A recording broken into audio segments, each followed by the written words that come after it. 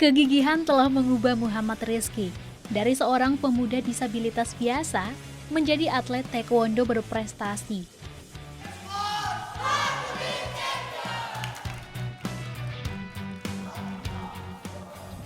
Di usianya yang saat ini menginjak 22 tahun, Rizky telah meraih banyak juara. Ia pernah meraih medali perak pada ajang Asian Youth Para Games di Bahrain tahun 2021 dan meraih medali emas pada Peparnas Solo, Jawa Tengah 2024. Rizky merupakan sosok yang tak pernah menyerah. Ia punya banyak mimpi untuk terus maju. Meskipun ada kelainan pada tangan kanannya, Rizky semakin terpacu untuk terus berlatih dan meraih banyak prestasi. Kalau dulu itu saya tuh sebelum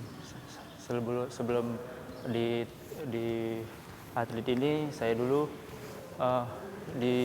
kayak dikucilkan gitu. Kadang saya lari pagi tuh kan, kamu ngapain lari pagi? Untuk apa ke depannya? Kan nggak bisa ngapa-ngapain, saya digituin tuh. Nah, kemudian pada sekarang ini mereka tahu saya sudah sekarang ini, akhirnya mereka senang lah dengan melihat saya sekarang ini dan bisa menghargai saya. Di gedung Pusat Pendidikan dan Latihan Olahraga Pelajar yang berlokasi di Kecamatan Medan Sunggal inilah Rizky berlatih taekwondo. Ia berlatih 5 kali dalam seminggu. Seperti kali ini, Rizky dan teman-temannya sedang berlatih teknik-teknik dalam taekwondo. Seperti teknik kuda-kuda, tangkisan, pukulan, dan pola. Sejumlah teknik yang diajarkan ini membutuhkan ketangkasan dan kekuatan tubuh. Itulah mengapa seorang atlet taekwondo harus rajin berlatih. Kalau tantangan terbesar saya adalah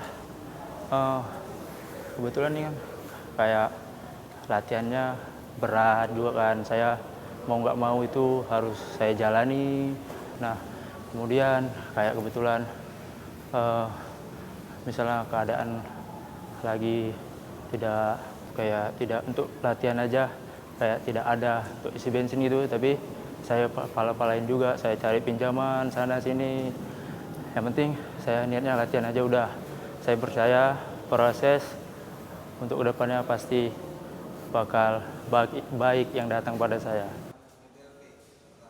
Basuki Nugroho, pelatih taekwondo khusus disabilitas, mengakui Rizky punya potensi menjadi atlet berprestasi. Tekad Rizky yang kuat menjadi modal ia menjadi atlet yang piawai. Ia yakin Rizky dapat terus mengharumkan nama Indonesia di kancah internasional. Sekali saya mengenal Rizky itu ya sekitar 4 tahun yang lalu lah ya. Di awal kita memulai program persiapan untuk Peparnas. Ya, jadi kesan pertamanya itu yang pertama itu ya berbakat lah ya. Berbakat artinya dari taekwondo-nya sendiri juga ini punya potensi ke depannya. Kemudian banyak hal yang bisa dikembangkan gitu ya. Bukan hanya soal taekwondo-nya saja, tetapi juga anaknya juga punya kemauan yang kuat juga untuk merubah. Dukungan keluarga menjadi kekuatan Rizky. Ibunya, Rosliana, selalu mendoakan dan memotivasinya untuk semangat mengikuti berbagai kejuaraan. Pokoknya saya sama Rizky ini dulu kan waktu kecil saya bilang kayak gini, kalau keadaanmu kayak gitu nggak sempurna pun, tapi tetap semangat aja ya nak. Kalau misalkan kalau kawan sekolah, setiap hari itu saya tanya pulang sekolah, ada orang mengejek, ada orang menghina, apakah kawanmu mau berteman sama kamu gitu kan? Iya mak, katanya nggak ada orang menghina, nggak ada. Oh saya diam kan. Kalau seandainya kamu diejek, dihina, diam aja ya nak ya. Saya bilang seperti itu, jangan diambil hati, gitu. Saya bilang sama dia, tetap semangat ya nak ya. Bilang jangan malu dengan keterbatasan fisik kamu yang tidak sempurna. Saya bilang seperti itu sama si Rizky. Rizky terus melaju, mengatasi segala rintangan untuk menyongsong masa depan gemilang. Sosoknya menjadi inspirasi bahwa setiap orang harus berjuang untuk mencapai cita-citanya.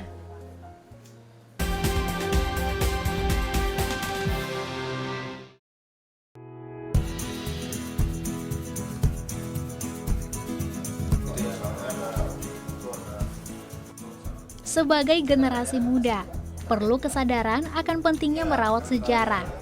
Hal ini jugalah yang membuat Tengku Muhammad Rafi, salah seorang pewaris budaya dari Kesultanan Serdang.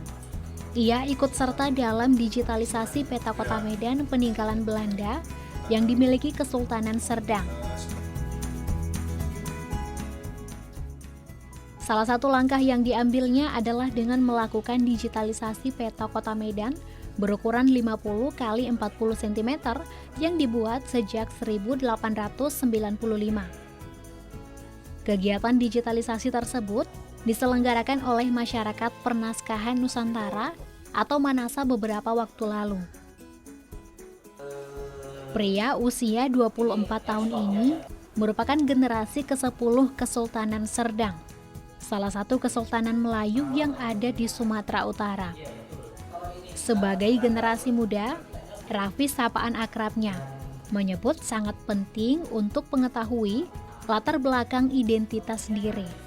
Sebab dengan memahami sejarah dan asal-usul, kita dapat lebih menghargai budaya dan warisan yang telah membentuk diri, serta menjaga agar nilai-nilai tersebut tetap hidup dan diteruskan ke generasi selanjutnya. Itulah mengapa Rafi terus belajar mengenai Kesultanan Serdang serta barang-barang peninggalan yang masih utuh dan dimiliki keluarganya.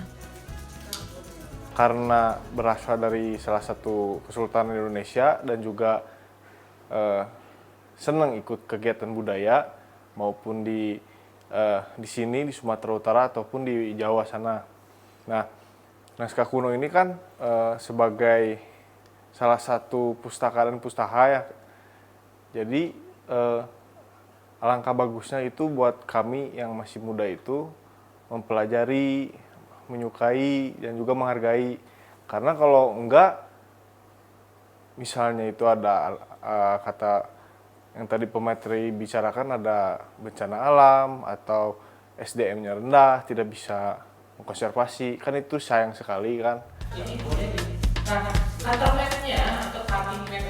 Kegiatan digitalisasi ini merupakan bagian dari upaya untuk menjaga warisan sejarah agar tetap terjaga dan bisa diakses oleh generasi mendatang. Digitalisasi naskah merupakan langkah untuk mengubah naskah dari bentuk fisik ke format digital. Tujuan utamanya adalah menjaga kelestarian isi naskah, khususnya jika kondisi fisiknya telah rusak atau hilang. Proses digitalisasi naskah kuno bukanlah sebuah proses yang mudah dan harus dilakukan oleh orang-orang profesional. Dimulai dengan merencanakan segala hal yang dibutuhkan, termasuk menyesuaikan kondisi naskah kuno yang ada dan mengidentifikasinya kembali. Langkah berikutnya adalah merumuskan kebutuhan alat yang tepat. Sebelum memulai digitalisasi, penting untuk memeriksa kelengkapan dokumen naskah kuno, seperti sampul naskah, halaman, dan kejelasan tulisan atau huruf pada naskah tersebut. Setelah memastikan bahwa semua alat yang dibutuhkan tersedia, langkah selanjutnya adalah memeriksa dan memperbaiki naskah kuno yang mengalami kerusakan, seperti robek atau berlubang. Hal ini dikarenakan naskah kuno sudah berusia ratusan tahun. Setelah naskah siap, proses berikutnya adalah memindai dan mengonservasi naskah ke format digital, serta merapikan hasil digitalisasi agar dapat disimpan dengan baik untuk kepentingan pelestarian. Alvan Firmanto, peneliti Puslitbang Lektur dan Hazanah Keagamaan Balitbang dan Diklat Kemenak RI sekaligus preservasi naskah di Manasa menyebut, proses digitalisasi sangat penting dilakukan karena berkaitan dengan pelestarian warisan budaya dan sejarah. Naskah-naskah kuno umumnya mengandung informasi berharga mengenai sejarah, budaya, ilmu pengetahuan, dan kehidupan masa lalu.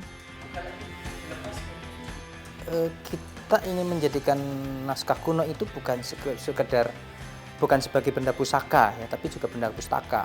Karena itulah hakikat sebuah buku ya adalah pustaka. Nah, kita tahu pustaka itu namanya bahan bacaan ya, literatur ya, yang di dalamnya itu adalah merupakan sarana transmisi pengetahuan dari si penulis kepada para pembaca, dari masyarakat yang terbatas kepada masyarakat yang lebih luas. Nah, karena objek dari naskah kuno itu adalah benda budaya yang sangat rentan terhadap kerusakan, sehingga digitalisasi itu menjadi sangat penting menurut saya.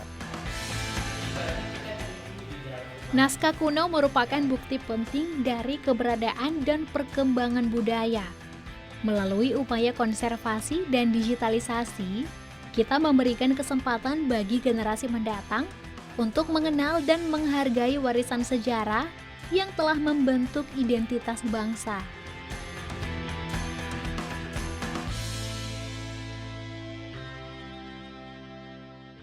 Sekian program Bingkai Sumatera. Saat ini pemirsa Anda juga bisa menyaksikan program unggulan Daai TV di platform Daai Plus yang bisa diunduh secara gratis. Dan saksikan konten inspiratif serta menenangkan hati dimanapun dan kapanpun. Tetap semangat menyebarkan kebaikan. Saya Windy Nenggolan pamit. Sampai jumpa.